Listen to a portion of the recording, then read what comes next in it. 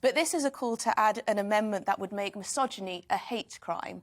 And essentially, government ministers are very much against this, as they believe it would make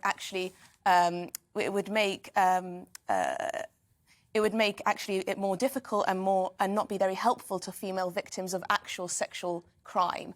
And it's a difficult one because misogyny, I mean, if you go so far as to make misogyny a hate crime, do you then have to make misandry a hate crime also? Would this lead to calls to make catcalling and such like a crime? And some people think that would be going too far. But it looks like I think it'd be very, very hard to police. Well, surely. exactly. And who knows what the motivation for a crime is?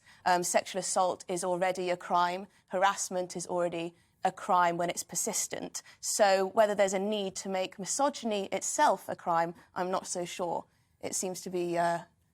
Andre? Reminds me of Tony Blair and his 400 new criminal offences, including killing someone with a nuclear explosion, which was previously presumably not illegal. Anyway, I worry about this because I think it's constantly now about if I am personally offended, if you are personally offended, then the person that has offended you is somehow a criminal, and I really don't accept it. I'm not a big fan of hate crime legislation in general. I think people should be treated equally, but I recognise that there are some occasions, there are some instances and some types of people who are particularly targeted and perhaps they need to be protected better. I would personally do that through policing rather than make them people who get more protection when it comes to sentencing. And of course there's the elephant in the room, which is that our courts don't seem to be ever convicting rapists and those who have perpetrated sexual assault. So this just adds to the complexity of the law, but whether it actually helps women, I'm not so sure. Although, of course, what the Crown Prosecution Service did was they promised that they would take more people to court